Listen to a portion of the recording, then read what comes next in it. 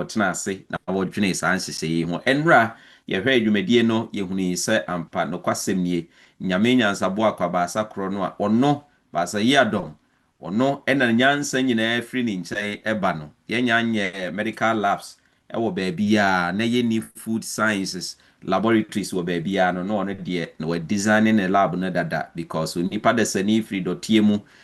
mu nso ne ahoɔden wɔ ɛno nti yɛntumi nkɔfa dɔteɛ no mu ahoɔden nhyɛ yɛn mu nti wɔ sɛ nnua mfifi mfiri asase no so dɔteɛ no mu na afei nnuane nnura a wɔbɛyɛ na nipadua yɛbɛhia a sɛ yɛnya na yɛde bi kɔ mu na ɛboa yɛn no ɔyɛɛyɛ nti yɛhu ani deɛ yɛhu woyɛ ɔbaa a wo nso wodeɛ wawodeɛ no ne yɛhwɛ adwene no kyɛ sɛ akoma no woka sɛ woreto bo na wafa wiase mu nnuane ahodoɔ na wahwɛ wastadi a wohunu sɛ nneɛma a ɛne nipadua akɔ ne sɛ ne nyame de ne nyinaa hyɛ mu na wei yɛ adansedie a ɛkyerɛ yɛn sɛ sɛ yɛpɛ nkwa a akwahosan wɔ mu anaa apɔmuden wɔ mu a yɛnya ne baabi a agye sɛ yɛkɔ back to the soil,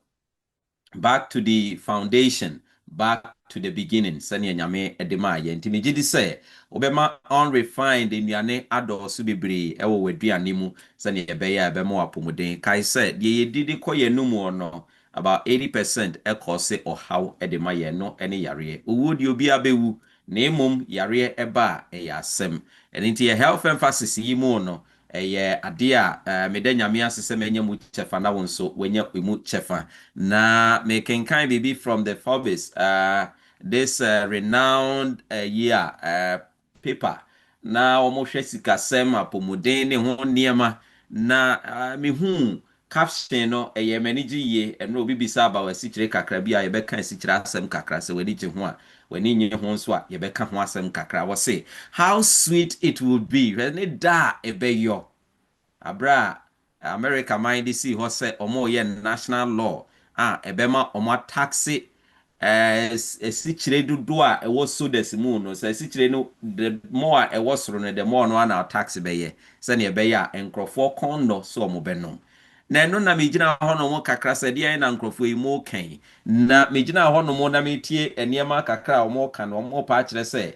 ano ne a yɛnom no asikyire a egu mu a yɛnom no ɛsi ne kuro yi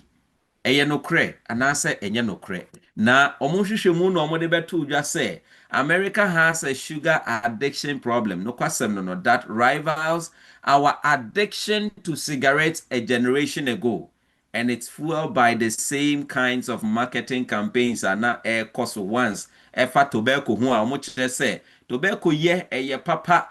research ahodoɔ bebree mu ma abenfo sika pompe gu mu ma ɔsɛ monyɛ research na montwiki na ne yɛdeɛ ne mfa sɛ bɛyɛ ayɛ market ɛnsɛyɛ na saa bere no mu yɛbɛka yɛ maame white sorry na ɔbɛkasa tia a yɛka sɛ daabi tobacco ɛnya adeɛ ɛyɛ papa saa sɛ ne animdifoɔ no saa bere ne ka no na ɛyɛ adebɔne epra until sɛ nyame bie wiase ani na wiase ka sɛ no adeɛ ɛdi ewu ɔse saa na soft drinks ɛyɛ sugar addiction no ayɛ wɔn a ɛwɔ North America hanom na ɔse it is employed by tobacco sɛnea wɔn employed by tobacco companies no ɔse soda consumption aha de hia me nti a mesi yɛndi mu nkɔmɔ kakra no soda consumption ɛyɛ major reason why ya offer almost 26 million Americans about 8.3 of American population you know ɔse wɔn nyinaa wɔ diabetes we yɛ American Diabetes Association na ɛkasa so wɔn boa na me nso me boa but 26 million Americans enna ɛyare diabetes 79 million adults wɔn no say ofa ɔha mu abu pɛ 35% of the adult population a ɛwɔ US no ɔse wɔn yɛ pre-diabetes that is wɔn abɛda hyɛ borderline pre wɔn aduru mu awie gya sɛ wɔn sugar no nye nsamu but wɔn wɔ high sugar 79 million no fa ka 26 million ho America for asɛm no wɔkan obesity in the United States has risen from about 15% of the population ama aba bedru 35% of the population over the past 40 years pe ena edi America nim abedru mpempenso ne di wonya na say ye estimated cost of obesity kesiye mroso ene ne related medical care who cost that America buying super every year be $190 billion United States dollars and Canadian dollars ɛno nti adeɛ wei ɛma ɛkae me biribi sɛ yɛnni saa adeɛ wei ho nkɔmmɔ sɛnea kane tete tobacco deɛ baayɛ na binom sɛ tobacco no kora yɛ aduro bonto ɛyɛ aduro ɛyɛ sei yɛahwɛ yi a ɛbɛduru baabi no ɛbɛyɛ ade so a kɔyɛ a yɛwɔ ahoma yi so nyinaa anyɛ koraa no yɛanom soda bi pɛn anyɛ koraa no yɛtɔ bi de ma yɛ mma ma ɔmo nom ɛno nti ɛho hia paa sɛ yɛdi mu nkɔmmɔ ɛbaa no ne a as babies no after breeding home yɛnya di mu ɛsan ba ɛfiri yɛhwene mu ba wɔ yɛ maame yɛfunu no mu sɛ kim wie a deɛ aka ɛyɛ drinking of the amniotic fluid ɔbaatan yɛfunu mu hɔnom no a ɛyɛ wawodie no mu no sɛ abɔfra bɛtɔ mu sɛ kim ana nyame ama nsuo bi ɛsane abɛgu ho a yɛfrɛ no amniotic fluid na abɔfra obi a wayɛ abɔfra biara pɛn biara sɛ wo maame na ɛwɔ wo nko adeɛ a ɛne na amniotic fluid yi wadware mu yie kama wadwo nso mu yie kama ɛna wanom bi so kama ɛne nti ɛduru ne peak bra abɔfra no wɔ 34 weeks no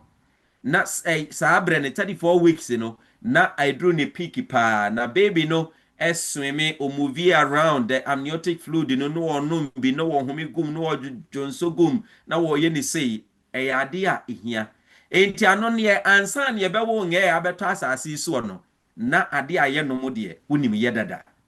ɛno nso nti ɛna ade a yɛ nom edi yɛnim ɛkɔ ɔhaw bebree mu obi asɛm ɔka yɛ wɔ say who says something any bottle mu baby ɛwɔ bottle mu ɛwɔ toa mu paa na sɛ yɛhwɛ development of abɔfra na amniotic fluid na akwadaa no ɛda yɛfunu no mu a ɔnom no ɛne na ɛboa akwadaa no ma ne muscles otumi develop ne yie nyame deɛ ɔyɛ nyansabo akwa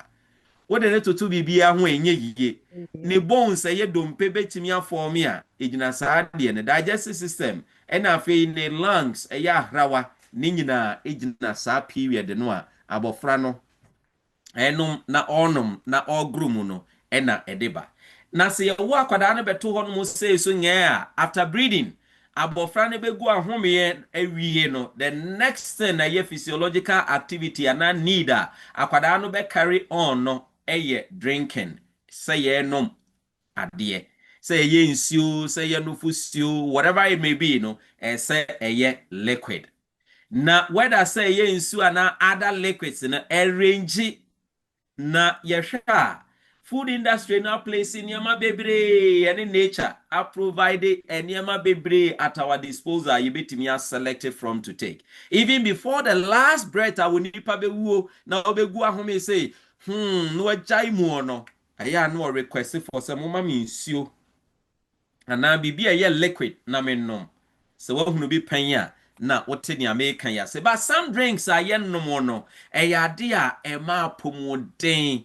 edi ayare saba ema nkwatenten na ebinom nso wɔ hɔ a edi ewu ekum epra ema yare na eba na esan sɛ etwa ye ho ahyia bebree nti anatwi mepɛ yebisa ye ho sɛ deɛn ne yebetumi ayɛ a ɛbɛboa yɛn deɛ wo screen yi so yi deɛ sɛ wonim dada ɛyɛ ade a ɛyɛ common ɛda abɔnten na matam nam de ato hɔ tie nya ade foforo a ɛwɔ baabi sɛm de ha wo bi dwadie daabi na sɛ wo hwɛ soft drinks a deɛ da screen yi so mu bia no sɛ wo toilet no emu ɛyɛ brown na sɛ wo pɛ sɛ emu fi a wo de kokona kotu koku ba ko na de fa gum ɛbɛyɛ ne kama sɛ obi bi awe na akyɛn ɛyɛ dadoa anaasɛ wo carbonate ne mu baabi awe na akyɛn a fa saa kwa we ya ye friend coke ya na ne Pepsi no hwie bi na fa etwitwi ho ana dadoa awe na akyɛn wo de tu da fa dadoa no to coke num na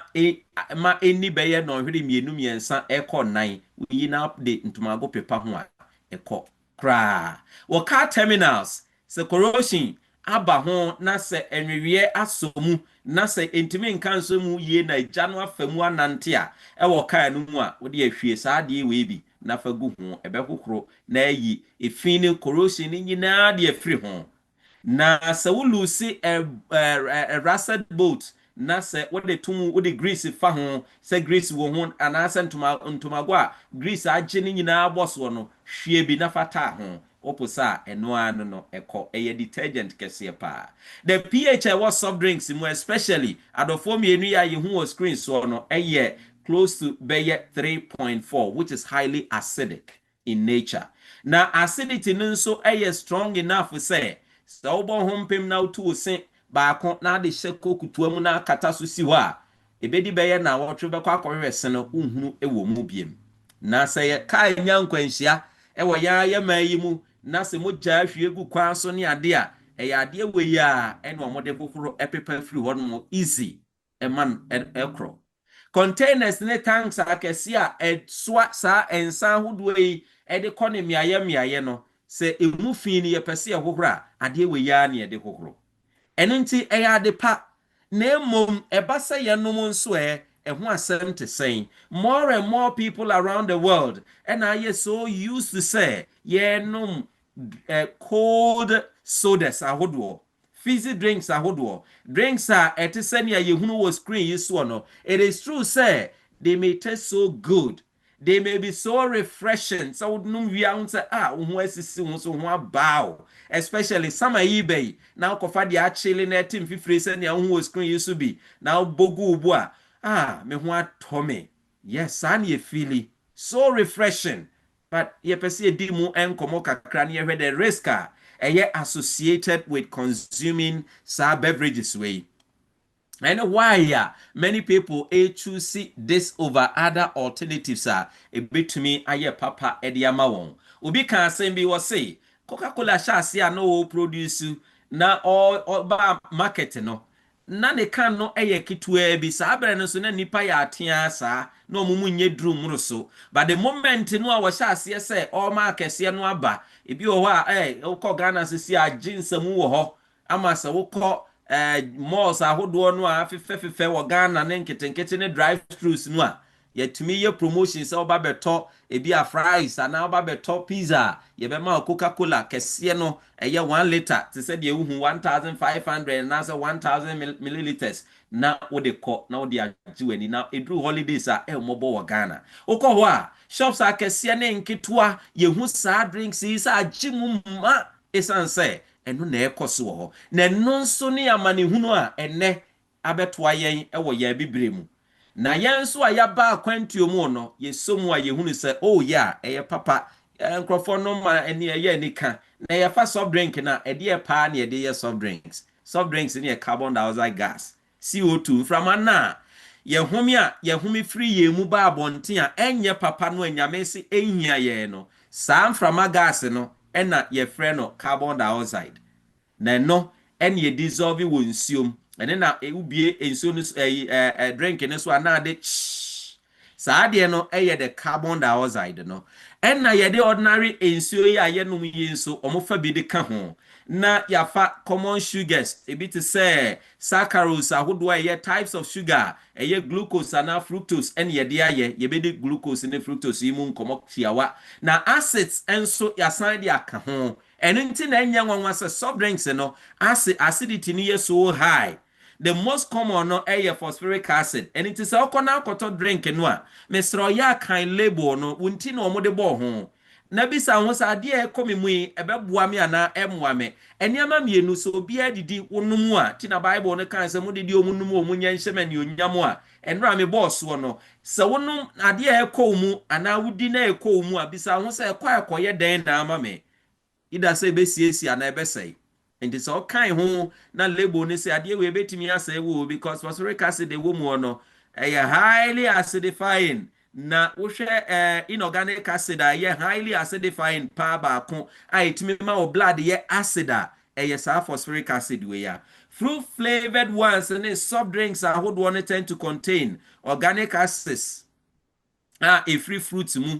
be citric acid, malic acid, acids in yetimi ke carbon bebre near the good to amount, near the swata hon, near the carbon dioxide in frama, ashenema, near the akata so senior beya, and same time, the other additives in so flavor, yedebe gumu, say orange, a young can yakuchi munsio, and a pineapple, and your pineapple soon yakuchima gum debi, name me a flavor yet design or lab, ama to say. At the chrono I was say wonom no de apple ebo te say mpa ye ha apple airfo no apple bo te say na apple dodo say ne de be apple drink am wakwa akoto and into concentrate na nasa say ye fa lab wa yakọ ne yakọ design flavor ese apple near the gu ensuo mu near the toa ye the gu toa mu near the nsuo taa ho carbon dioxide near sese sikire ma e de egu mu a ususu say wo nom bedofo nya apple wo pra wo ho ena afi colorings ahodo nti color na wo hu no eye color ene ye de egu mu ena stabilizers ebema na gina ena preservatives ahodo eye chemicals ekonipadua ni mu anipadua ne bre ansana wayi every system num obetimi ayi a agese wahwere bibi wa lucy enuane nro ansana watimi ayi but drink na wo nom no eni aduane dro bia wo mu a ekoya abo a onipadua adepa wo mu nyina ye baako eno ni nsuo no ayede afra no eko onipadua mu eno nti mepese wo hye ne nso wo yede sua enanwumre mu na wo tie ase se wo do onipadua yiyi a na se bible ne se yenum o yedidi o yemfa hye ne onyam a hye ne nso wa ha na ebi nso wo ha yede caffeine eka ho some cola drinks bi wo wa caffeine ewom ebi nso yede chemical sweetness ene gum tie ka che so wo we de ye zero it doesn't mean say ye zero sa yede alternative sugar na egum any ordinary sugar there but aspartame one of them sugars ahodo a full sweetness and answer chemical sweetness ena yede egumu ede amawo na women omo consuming 1 cola soft drink per day ukwa America and Canada hanom a obitumi sorry no be 2 or 3 a day ebi kra 4 or 5 a day but was says so consuming cola soft drink per day na so your bar even say caffeine nim na ye sugar free caffeine free or say 5.4 lower bone mineral density esene obi a consuming fewer per month say bi abosumi ni nyina bi abaako bi ana wo mu ana baako bi we Framingham study and the result we eba ye nyemi trim na mabo America or say so you obi a wo tie no cola drinks ahodo ana soft drinks yin mu ahodo a ubon no ye dompe no ulusi about 5.4 mineral density a ewo mu se oyo ba na say ye fast drinks ya ye kan wa asem no a sugar sweetened carbonated soft drinks no or say accelerate research na kan wo research sa hodo onye bia nipa baako or say etimi ma unkwa no unyini kwa ni mu abro so because scientific studies have clearly demonstrated they say habitual consumption of sugar sweetened beverages carbonated soft drinks produce changes wo DNA enkwamwa pattern no a ene ne kura wo bibia wo information wo bibia wo nipadua no mu no sa DNA no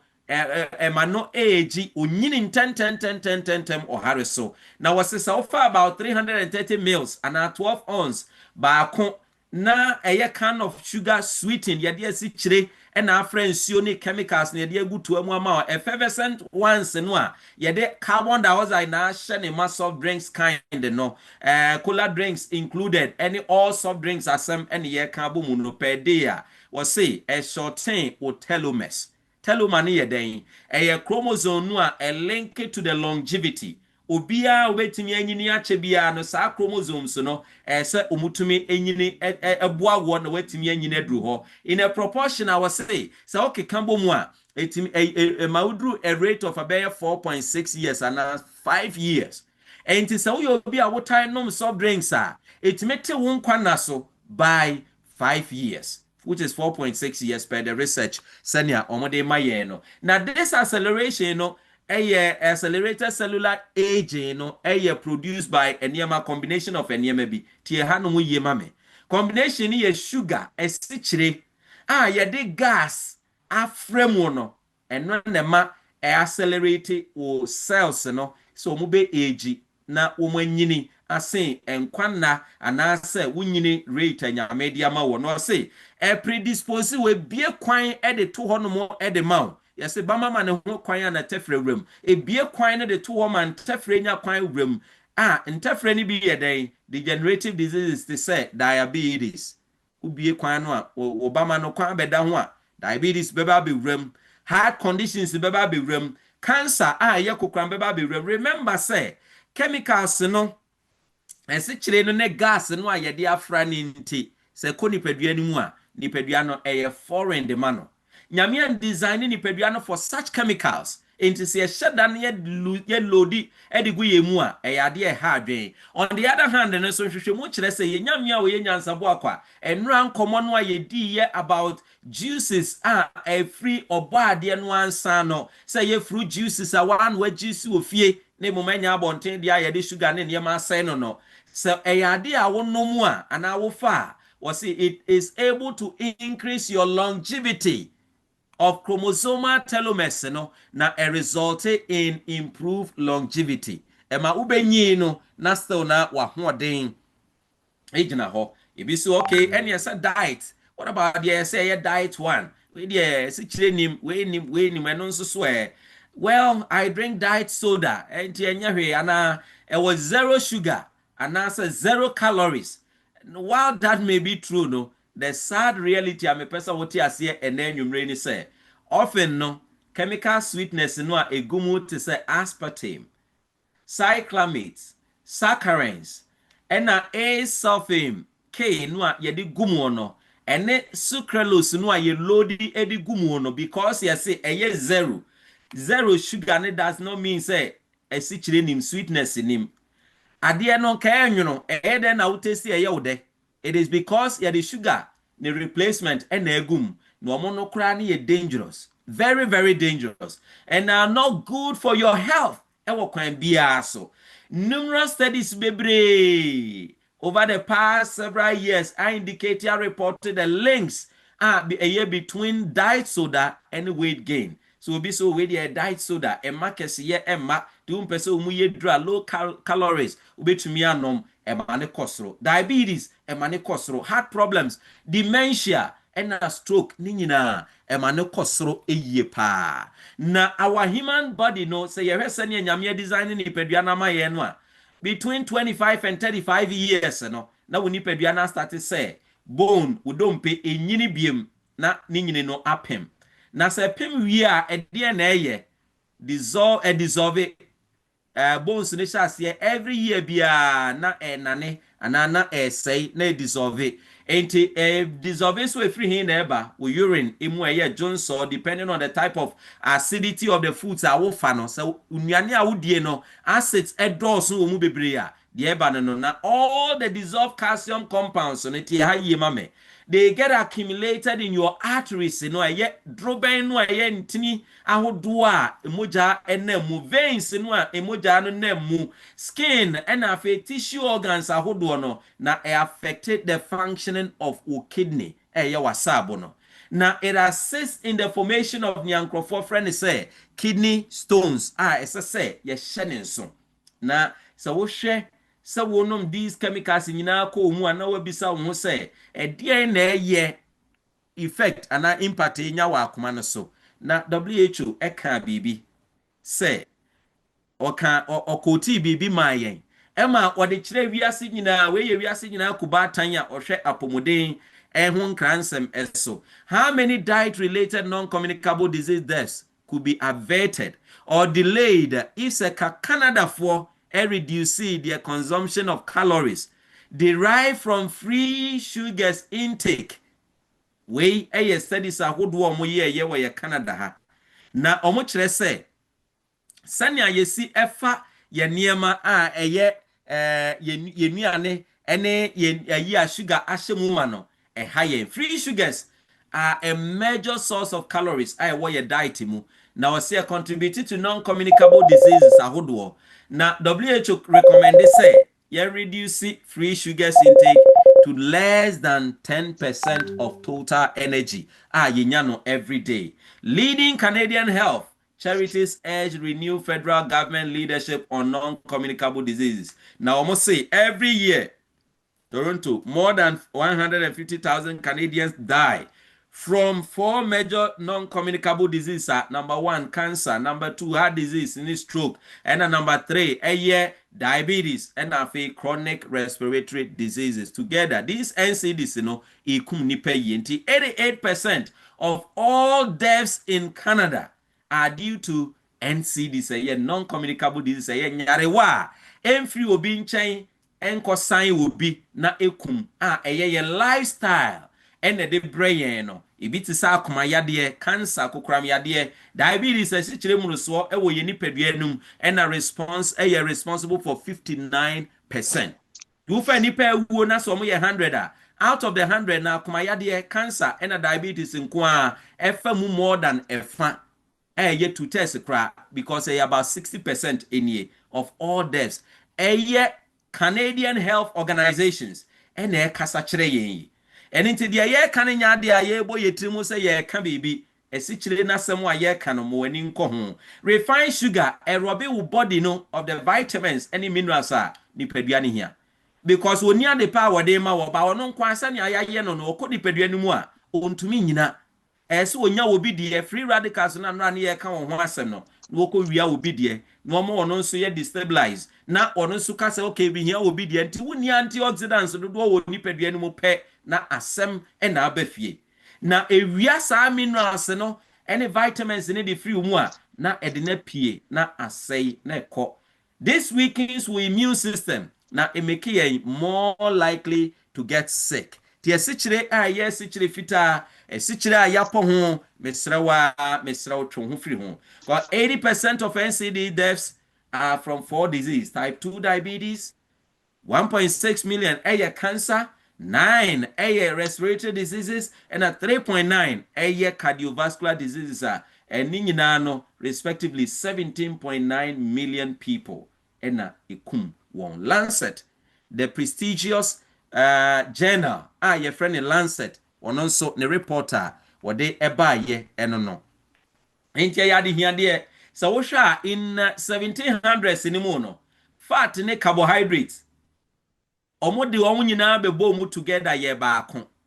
in the same plate na no na leading here into the many woes of the non-communicable diseases ye ka ho asem ene. It is so sad to say that NCDs kill more than 41 million people every year, more than that.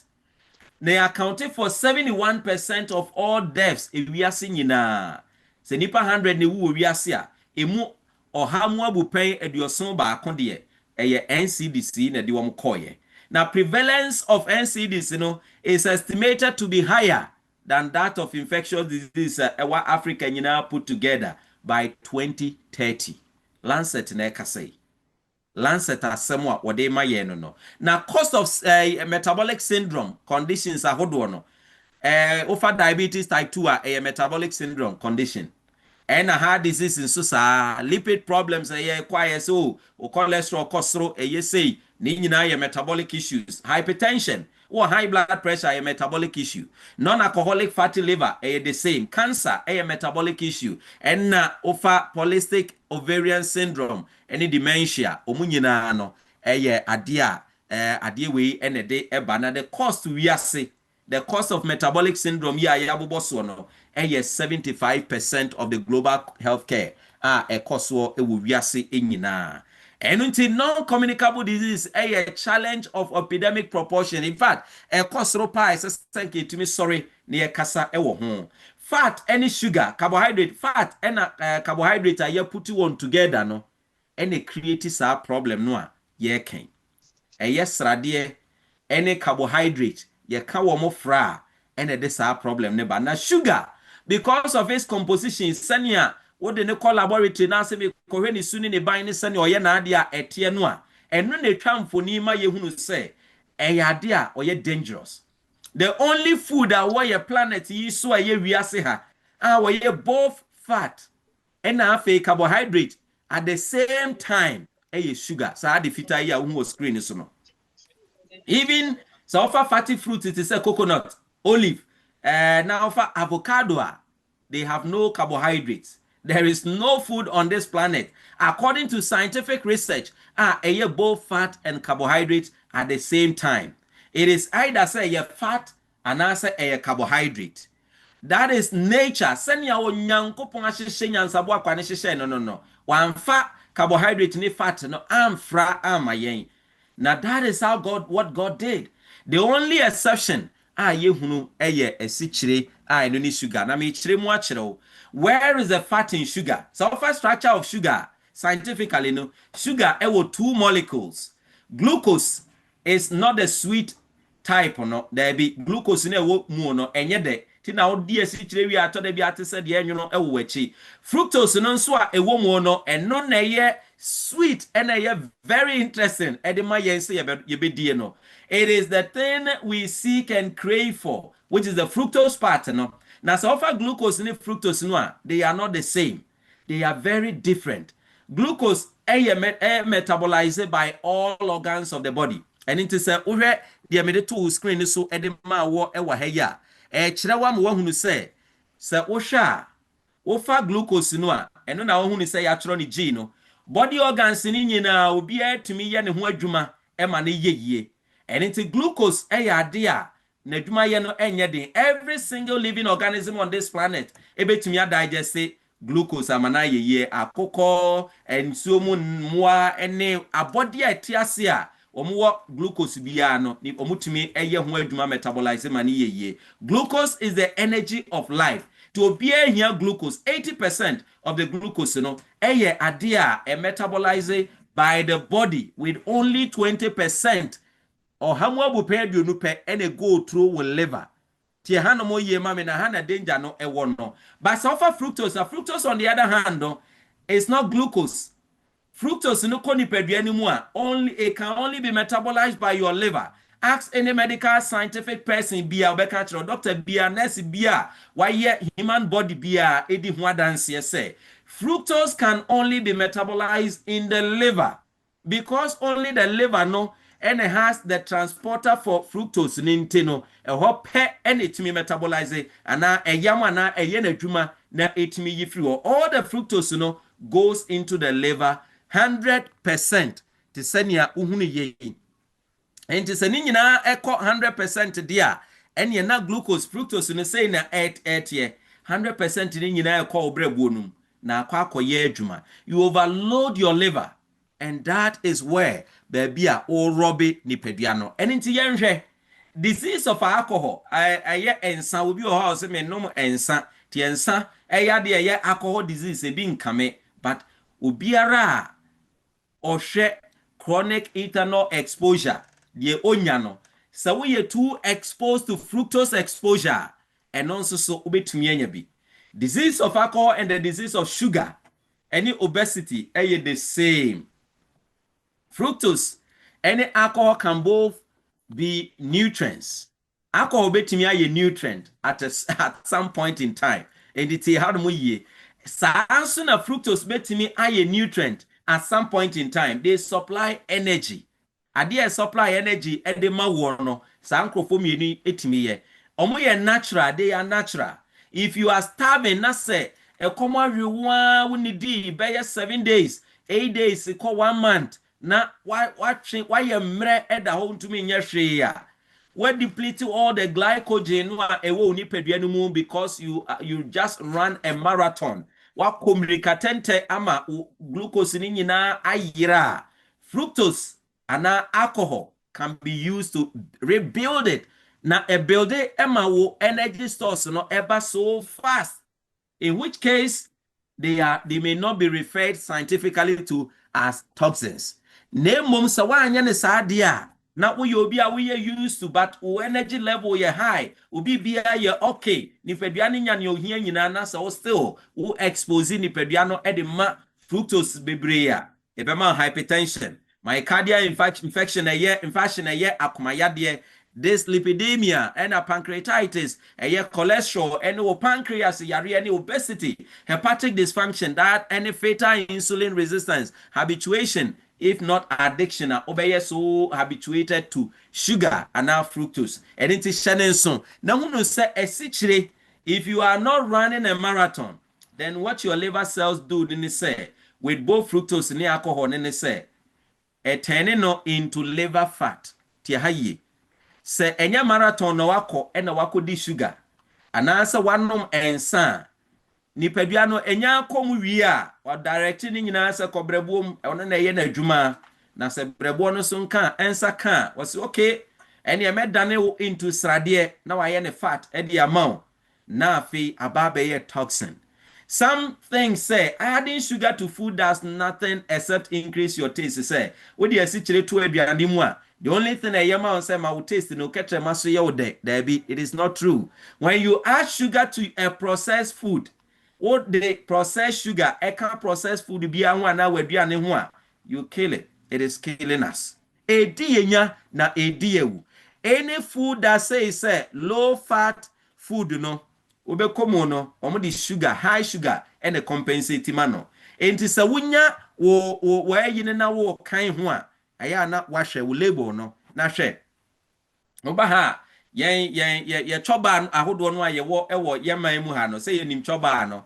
drive throughs no ne nasefo sa ankrofo we na ye tai ehu won eye pa se wo hwa this areas papa nom ene akonum ni hwan nom we have created a toxic environment because anuane we ya hu a etwa guo no toxins ewo mu anipadua ne ntimi nya ho hwe ma ne nye yie no edinya ne ha dwen. Toxic environment is made up of real toxins, real poison. Now things like damage your mitochondria no na ema yare eba yen so or harisono any sen ya ya tu eguswa yedie. These are what we expose to every blessed day worldwide. And North America hanko ewiase nyina age hini ko India ko he ehode ye kon na ba African so a say the omaso ye na ho no mo dia bepi, and there is only one thing that does it. The sugar. Sugar a real toxic, Mr. A poison that damages us. Sugar any at the par a de air mouse. You have some sodium content what plant foods emu. So offer sodium a womua orange a 2 wofa banana ba kopen the woman apple cradi we need sodium womusa avocado a 3 asparagus a 7 tomato 11 carrot a 25% and the womu a milligram and the womu and a blueberries 9 shredded wheat a 2 we a nutritive value foods a USDA and amekoyi we e de buy na se o de eno no eto nchen a e de e na yehunu a recommendation say yemfa less than 2,300 milligram a day. It is a woody sa fruit ye good screen swing in our crana wouldn't lose our recommendation no ehon. But yen sugar, lemon sweet, any sugar, ever we drink him. Say first soft drinks are sugar and other refined foods you low in fiber. Fiber beanim benefiting the pediano, low in nutrients. Say nutrient to be omo na ye added or one a dia kahon. Say omo ye food supplementation. And one more yen is keke, and one more day ma wo high in glycemic index. A bet me ama umoja shoot ya kosro research shows say reducing sugar FYM yet me protected against high blood sugar and fat. Sradie. A fei etimi boy me yakutia obesity kesiye bone. Diabetes, akumayade, Alzheimer's, and in your account. Soft drinks are the #1 source of added sugar. Ye fat every day. Harvard and a publisher Sadie. Na also saying. The study looked at sugar intake and mortality from heart disease. And Crawford fa esichire every soft drinks ahuduomu any uwo ahudua etimide ba as a result of so ubenya kumayade anase ubenya stroke no omuhu efa enipa 31,147 men enna ema so omone ma ena omoka wombo mu average no 14.6 year result omunya ye omudidi omachine no mfie du 9 year chire as sugar intake increase from 7% of need food calories 25% calorie no the risk of death ebe free heart attack mu stroke mu aba no double risk no epejamu empimenim death from any cause increase by 28%. We Journal of American Medical Association and omode sa publication yi by internal medicine and omo publish sa adie we by na current intake of added sugar daily no 15% of calories or about 22 to 23 teaspoons per person per day. Now most adults 71.4% they eat 10% more of omo calories the free sugar emu they are not aware, so they are adding more. Anything you can say, so be also adia same pe duane bi ye light bi ti mame nkope milobi na me ntwati na wasasi chire no de agum na wakope godo pe yidi aka ho the all this aduane no a when say mu betimi aye dress ne sane awudi banku ana impo fufuo because of the caloric load no a ewo no. Recommended intake ne less than 10% of calories. 6 teaspoons per woman. Who your bar anka the whole the money nyina. U sugar dodo a we here should be less than teaspoon na yede no tea no na 3 no eno maako nsia the whole day ekosi sa ade bechen. We are very much should be less than 9 teaspoons per day. Now sources of added sugar na hini enye free. Sugar sweetened beverages 37%. Na made the home komache wene. Grain-based desserts ahodoɔ enso yɛ 13.7 and fruit drinks omo aye say we dey fruit drinks ye orange ye chimu nsuo di akogu shop na ye dey asikyire ne chemicals na wono no ye 8.9 dairy desserts 6.1 and candies ahodoɔ 5.8 sugar is added to many other foods canned fruit, canned vegetables, ketchup, sauces,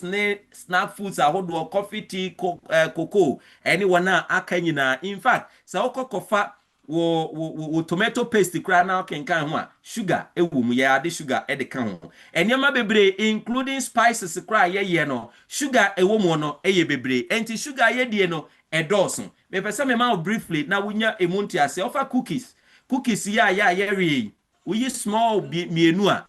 a si kire no teaspoon mako ensia ene womu cookies no enti sa okokoto cookies na wo re na se wo re 4 a ware esichire nko ego ridie mu beye atre no yede no mutie no mako edumienu ena ode agum sponge cake 6 medium piece no 6 ena afa ice cream 2 scoop ice cream mienu na se wudi a esichire teaspoons no mako ensia ene womu and the so scoop more than 2 no then you should be counting the number of teaspoons a wofa ena we oba anka 2 scoops no okay donut 1 over 1 baako a 4 ne wom fruit loops yede ma ye ma no enno edie no eno ye baako mako 11 teaspoons ene wom na offer frosted flakes 9 coca-cola 1 can 7 lemonade 1 glass 6 hot chocolate 5 and a chocolate bar 6 Red Bull 1 can 8 ene womu teaspoons no mako wotwe Canada Dry ya no mu mako asichire no atre nketwa na edi num tea no mako enkono ene womu. Recommended intake so should be less than 6 for women and less than 9 for men. So you can imagine when you me publish you team no mabo American Heart Association any medical news today on my website am ko yi ade we free enti nye ade a ye mfikyire nkwanchan asem o pese wo hunu ne ebeboa wa pomoden ti na me catch. Soft drinks are the largest source of sugar in the American or North American diet. Fruit Loops no na wo hunu sania owo ho no na afa ye nko practically ne enhwe so ofa sodas ahodo ni mu a ye pese 100 grams of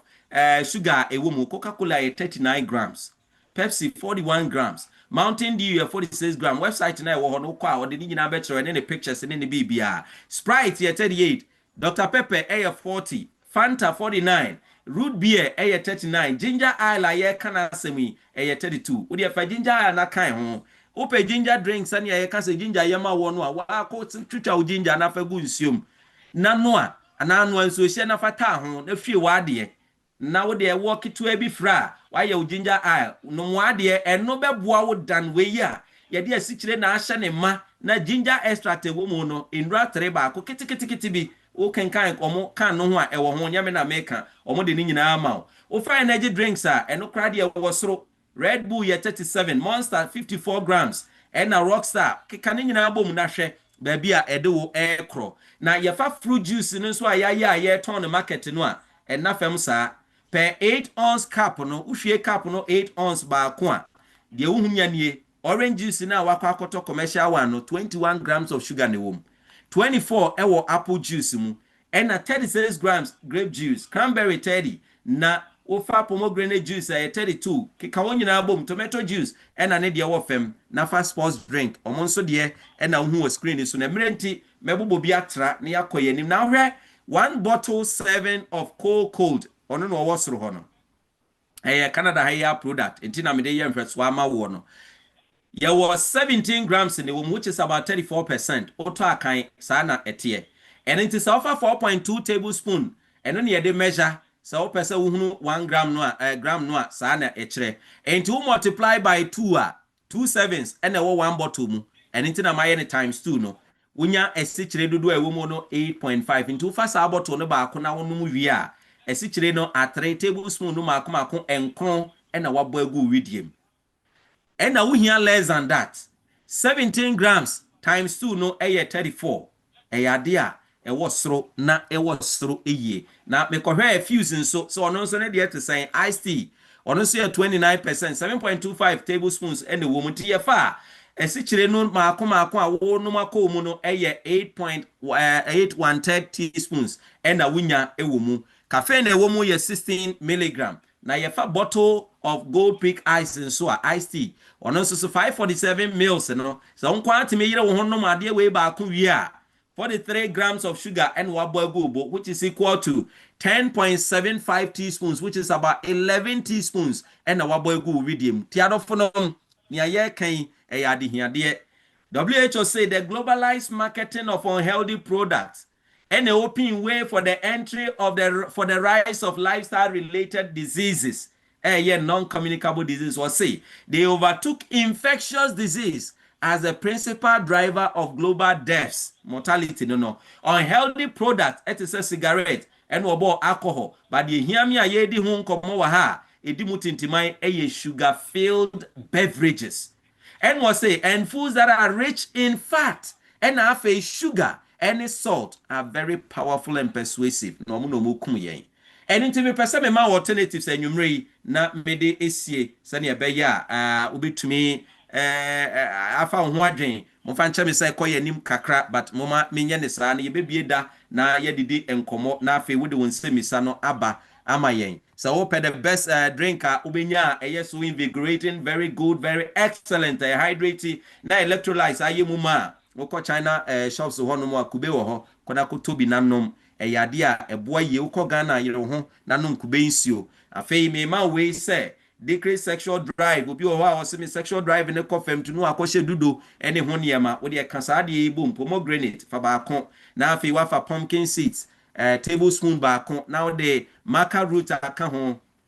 maca root enye na ewo oman yi mu woko health shop bi a obenya bi wo ho ade a so sweet wo de be kan ho ba ye aduane dro half cup of ensio no afa passion fruit mienu fire juice na nom na obehu mfaso de a ubetumi enya ede efrimu na so fasa juice we a daily consumption of pomegranate in for 2 weeks increase the level of testosterone na wumu by 24%, in addition to say improving mood na sensation of well-being no sa na ede ma wo ti se utumi ye ne sa ebeboa wo yie pa na wahoden etimi abasoro. Oriental men living in the Orient and have much less prostate cancer than men omo Western world. Prostate cancer se do so bibiri esan se omo enni enuane bi a ikra sad enuane we pumpkin ye fresh selenium and soya products ahodo se wo pese wo bo ho ban free prostate and breast cancer ho a tomatoes ade se oben no walnut, peanut and muesli, watermelon and fruits ahodo ne garlic and afi red palm oil omu nyina ya ade a omu contributed to say omutimi boasi cancer sahodo ano we so betumi aye ne juice pep 1 pomegranate na wape half slice of watermelon na wape 1/4 cup of soya milk and a plant milk when each 1 tablespoon of linseed and a flaxseed ubetumi the chia seed and replace amano ayeye na wafa 1 tablespoon of molasses brown sugar polish ye meye brown kese no ene ne frɛ won molasses no na wode wo nyina fra fire juice de fefe kama etimi boa ekotia cancer conditions ebe free digestive system no mu aba ana organs no mu aba na lung, prostate na prevent intini mu asisi atherosclerosis na strengthen the anti-infectious defenses ewo uni pedua no emu no eye. Breast cancer we oba na person bo no fu no ho banya ma juice ya me kire we na nwumre we dey replace soft drinks ebeboa we ye. 1 any say obefa pomegranate inhibit breast cancer cell growth eno nhwehwemu di ho adanse ye research based asem na America enye bosiremu ka ana boa yese ye dabi enye yese ye na mumbu ye research and prevents metastasis from developing. se bi ebi wo hompo na wonam treatment mu a na wo fa eboa se entretre na kwaban mu. Not only for the prevention of breast cancer but also omo ye treatment no so omo de we ka ho a eboa omo eyie de na wohia pomegranate ba ko 3 medium carrot and a 1 tablespoon of flax seeds and say chia seeds betimi asha nan ama no ayeye me ma metabolic juice ba ko aka ho 1 cup of cactus ade we ya e wo screen is no ko ye man mu a ye Ghana e flowers ye dua wa musie ye ne atworo din wo so enyi kosoro no na ye ba oba ha ye ton wo shop enye free tupa ubetimi adua bi awia yi beboyi ewo pot mu awia ne kwa na watam asi inside wa ahoden ebetimi anyi na wububi utumi de ye wo cro stew utumi boa wo ma utumi de ye utwitwagu wonsiom emu ye trode ba de enye nwono na eni taste bi a eboa me be kire onia nti a me ka sa kire wo yi 1 cup of cactus ne 1 tablespoon of chia seeds and a 1 teaspoon of oat bran wodi wo munyina fra na afa ensio 1.5 cup of soya milk and fancy nka ho na dia mix e wi a etese de woody custard no kama ede na eye obetumi de stevia asum na ama imu ayede ede amount eboa ema wo diabetes eboa control sugar first class the amount wo any metabolic condition bia in fact research kire say no more syndrome wo metabolic syndrome metabolic condition bia they should be a juice so wo twa kakra bi na wo blended the fra wo orange juice it said the wo num orange juice ni pepepe kama na amount apomoden enso so akọ animu kama na aye inhira de amount enente shanenso na kopebi sa na ebeboa ama akoyie ama de edi ho ye raw tomato and raw one ya wunya tomatoes a bomodin so de be fra salad obetumi aye tomato juice we can't forget the tomato juice it has high so high in antioxidant vitamin C plus tomato juice to me lower with sugar than other types of fruit juices no tomatoes containing lycopene carotenoid compound bi wo mu a ene ne boama tomato nya ne color red no any vegetables nya omo colors red no but not all of them lycopene may be very relevant ema se uye obi a person protect your prostate uye obi a person obua now prostate enlarge now person eba fem de brasia bomodina tomatoes juicy any part of our life all the time for 3 mediums of tomatoes ubenya tomatoes umfaswa now afa that's about 123 grams each now afa olive oil tablespoon baako now I mix it together now I blend it olive oil no awodi gumu now the garlic kitu ebi tumu a wawie kra ebema wenya tomato no lycopene no so mfaswa kese peye tiemfa tomato no kwa sa akeke ubetumi de garlic akakra tum umpe garlic nso a wode limit na fa olive oil ne nko a na abehu ne ebe ya ma wo wode akokọ besa ka ho na blend yam dia so wo obi a wo ko high blood pressure yade a ebeboa na abre na se e dia ma protective effect of tomato ewo no eboa na it is proven on the prostate say eye adwuma ewo ho ye it is known say lycopene red pigment na de kokọ na ye hu tomato mu ne color no that deposit in the inner cells of the prostate now as well as say it me boa mammary glands and any pancreas more lycopene in the prostate or in any other organs it lower the risk of developing cancers and so ahodo e was a particular site until say prostate enlarge now person fighting prostate cancer and so be beating so will be emma emudia and you load the system with the lycopene tomatoes mu any other natural fruits na nnuane anyamedia mayen tomatoes are one of the fruits richest in lycopene but it is not only the one watermelon papaya pink grapefruit any red bell pepper no mu nyina ekura lycopene ewo mu yie timasa colors no enoso but tomato no benefit in addition to its high content no aye lycopene no esan so eboa so what the oil no aye olive oil no ka ho a promoting absorption e ma to me etwen e de ko nipadua no mu wedie no mu ye tomato reduce inflammation ti ahohono ta wo so a bomodin so benya tomato nti PSA prostate specific antigen what blood mu no se we ade a wotai edi tomatoes bebra ebrena say its consumption is also suitable in the case of say hypertrophy wo prostate no emu a advisable to avoid seasoning the tomato juice with salt and pepper and now with sugar as it occurs juice mu ni amaye commercial one na omoton no eno enya de a eboa ye because of enema ye de keka won. There are healthy seasoning alternatives a ubetumi enya wo de be ye tomato juice a ebema what taste no kama me the last one e ka ho na afei ye de esi ebre no enti yentimi enwie ni nyina anwumre ba we de e natural Viagra e de ma de merima nyina wo kire ususu se ahode na ba fem abrase ayese natural Viagra no for men and for women. We 250 mils na wo ya for one slice of watermelon, 2 bananas, now for walnut. And right you see an ho ade no wafa ono nso so mienu na wo de aka ho sane ya hunu e wo screen so no half of watermelon no banana no mienu na wafa o walnuts and also so mienu oka won bomu a ede na eye obetumi de Brazil nut as substitute amanwa ye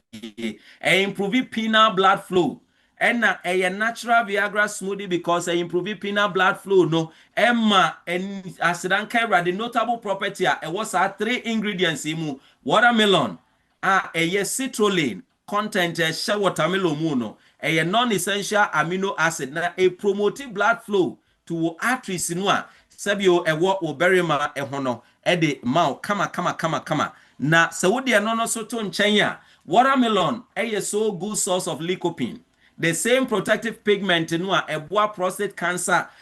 yehunu wo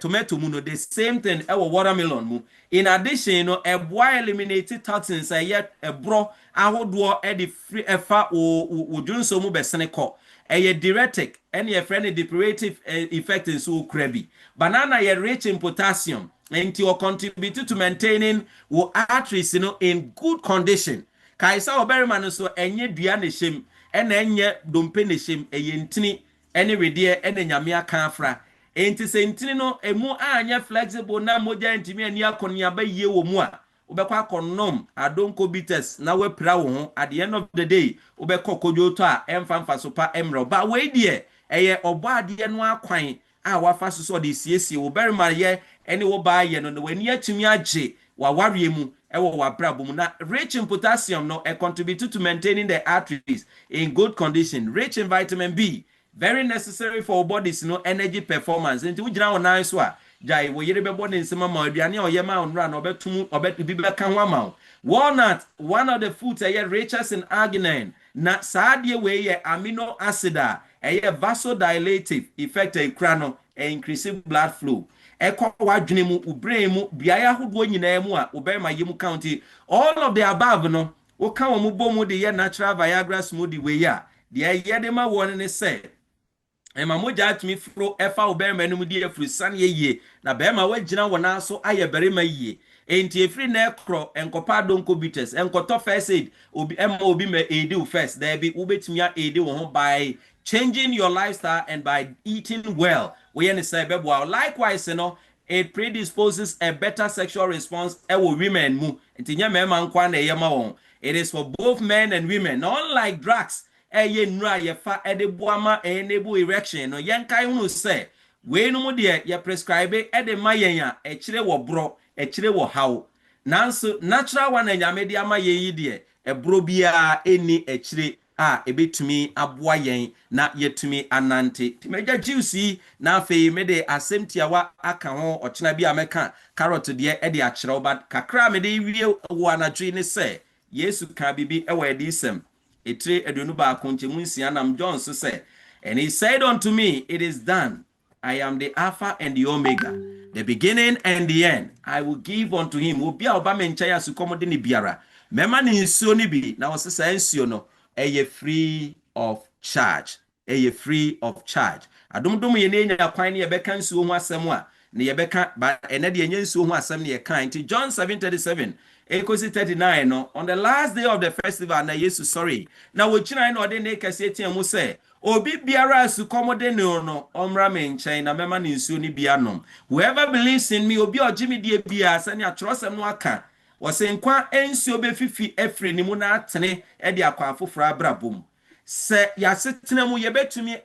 anya apomoden pa de ye nom edi mu akotene na se ye nom de manipadua ye a nyame hwehwe yen se ye benom honhom de enso na atumi aye nti provision ni ye complete anyame ede ama yen to na Isaiah so kan bibi o se momra ye free ye mfa sika nto ye free ehia wo sedan na aba Yesu nchen a wo se mema o milk na afei mema wo ensio mema wo de na wo pa wunya na watumi enya ne free without money. It is without price. A salvation kwaji asem ne ye kan because who did ye wonum ye when the sugar no na sefo a still we will beba one day. But so wonum nkwansi we ya Yesu frɛ me ne omi no de ma ye ne de a wo se ye kwa come on kronkron na efrɛ wo wo se bra na be no ne free so be ye city ama me a mecho na Jesus Christ to nsa frɛ me ne omi no yi. If you are tired now, broken now, what's it, bra? Empty. He still says, "Come Recording to me." in progress. And don't you need perfection, money, and now status? And you know now, oba on the wings of a dove, obejo. No amount kwensi oni bianom. Are free of charge? Yes, nefra wenana tree. Isaiah 55 verse 1. A divine prescription or de mayana tree. So drink deeply of God's presence. Na feed on his word. Na fe receive na dom no bra wa bra boom. Na so we ne sa your true healing is not just physical but with spiritual restoration. Nyame nka ye ho onhyira yen na wonte nanim nkyira ye mane si ye se ne be ya de ye nom ne ye die e be hye de onyama ma ya pomuden pa ne nkwa wo Yesu din mu. Amen. Amen. Amen. Amen. Amen. So for Pastor Eda wonse so nyame ama wo kwan na nyame afa wo so de adesua brain. Time ko tinka ye be ma enipa mienu questions enipa mienu pe naka de adesua na bawie.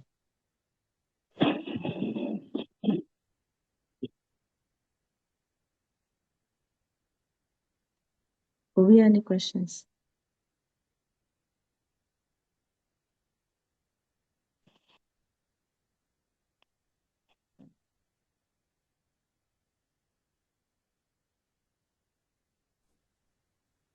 Brand, what's your question? Fabre. But you add the question to chat anymore.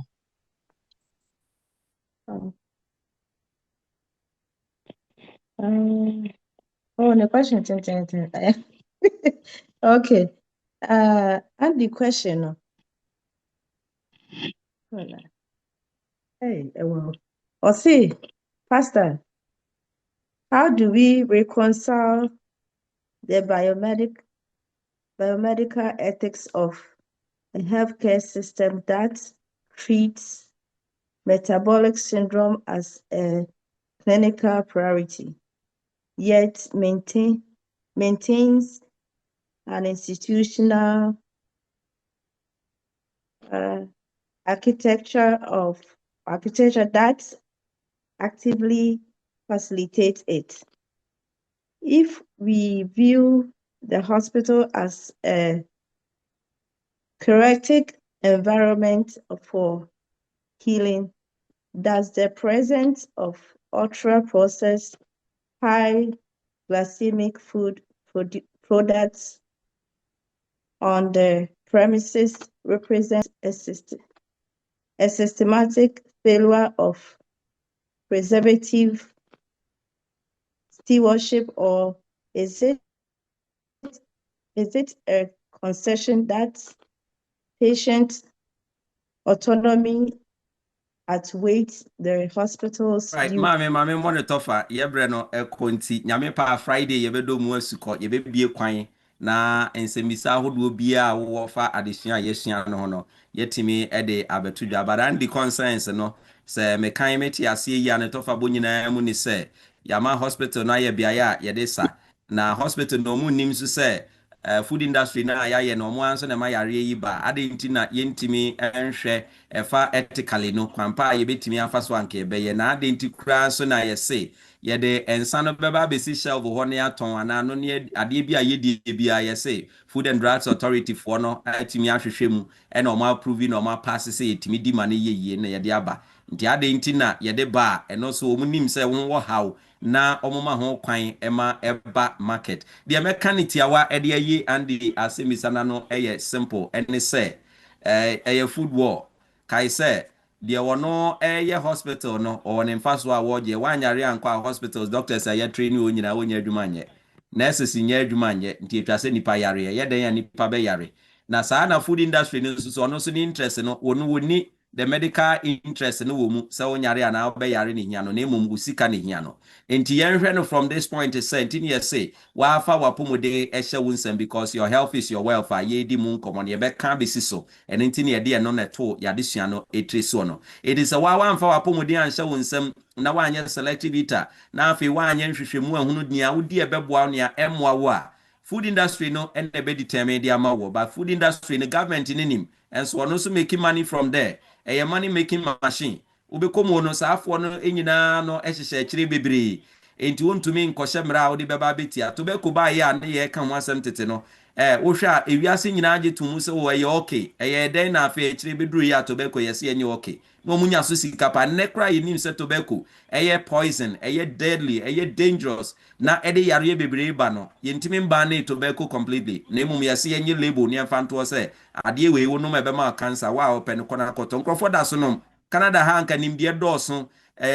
nibie aba bebree no amanfoɔ da so yi so ɔmu nim sɛ ipira wɔn batɔ mo yɛ ɛno nti adeɛ ne deɛ obiara nkwa hyɛ ne nsɛm the government no play politics around it because wokɔka waka obi adwuma woka food industry ne sisi a asɛm bɛto ɛno nti ne sisi yɛ nyinaa fa kwan yɛbɛfa soɔ na wei no ayɛ chemicals ɛde gu mu no ɔmo so yɛtumi ɛyɛ ɛma deɛ bɛkɔ nipadua no mu no ɛnyɛ ne cause for concern nanso ɛyɛ cause for concern kɛseɛ paa the same scientific evidence ɛna ɛkyerɛ nti yɛnhyɛ ne nso na ɛmmoa nti yɛnde nyame pa yɛbɛdɔ wo nsɛmisa no mu asukɔ yɛnuru Friday ne yɛbɛbiem na ayɛ question and answers nko a na wei ni deɛ yɛma information ne kakra na aba sɛne yɛbɛyɛ a yɛkɔ yɛ anim a deɛ aka no ne ayɛ interactive ne yɛde nsɛmisa ne adeɛ aka ho nti ande me da ase ɛna maame nyame nhyira yɛbrɛ ne kɔ ɛno nti wobɛsrɛ nhyira no agu so a na yɛde asi awurade nka yɛn nyinaa yɛn ho no nhyira yɛn de kɔsisi yɛbɛhyia mu ɛyɛ no adom a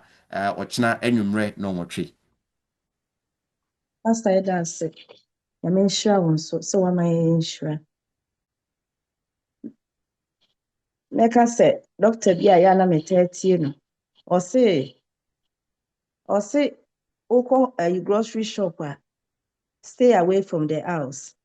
Deɛ pastor de kyerɛkyerɛ yɛn nyinaa no bie ne hɔ no a wofa house ne mu a wobɛhu. Gye sɛ baabi a deɛ gugu ayi so table so no. Ɛhɔ na wobɛhu no nti we stay away from house na.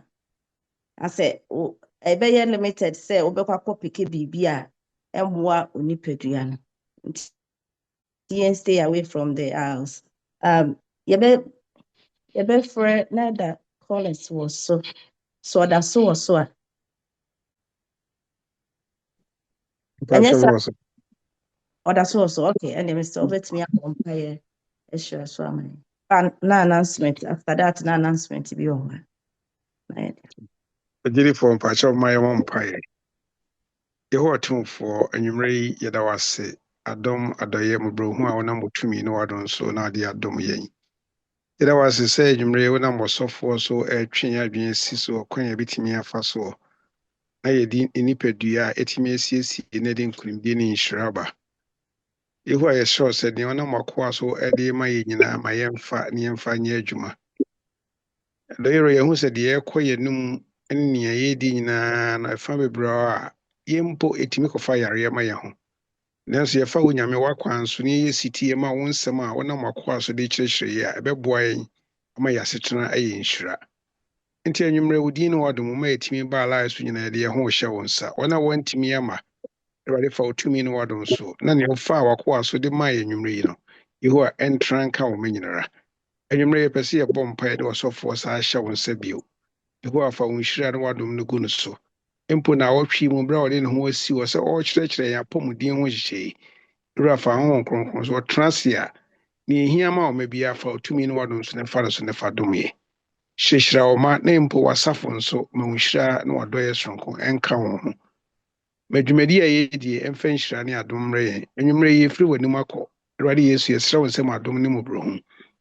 My naipa ne my asumdue ona wokɔ adwuma for onko ona wo adwuma ma wobɛfie for obi abra asumdue man eho aye opɛ ɛkyina ɛsate ho nka ne yɛhyia mu se ya Oma yɛde wase da na wɔyiyi no nkamfo mo. Yɛda wase sɛ ɔbɛyɛ ne saa ma yɛn Kristo Yesu din mu nti. Amen. Amen. Eda ase. Amen. Eda Wilson. Bacho announcement there no yambo ochina. E ba ye invite afoforo na omo nyina metie sempa ti sei. Nti yame yad mo ochina ye besa to aso 8 o'clock. No na ho ndamase. Okay. Yeah, Wele mfanche ye ne ya adesua ne mienu ne ye ka bo mu baako esan ebra ye ne enti mfanche ye se yakọ ani mu omre ne mu kakra ochena do nyame dom yen a ye befa no baako maako na yetimi awie obra no nyame nka ye ho onhira ye ma ye na pa wo Yesu din mu amen. Amen. Amen. Yeah, and take your roll call no be a drop a line. I actually na 45 there, but nanka it's me fair. And na 45 on the line there. okay. Nti no wa mo am so mo wa da so so na. But emienu. Okay, nti na ya 46. So my name is lovely sweet wife. Andy 47. Yes. Mary says so. Now 47.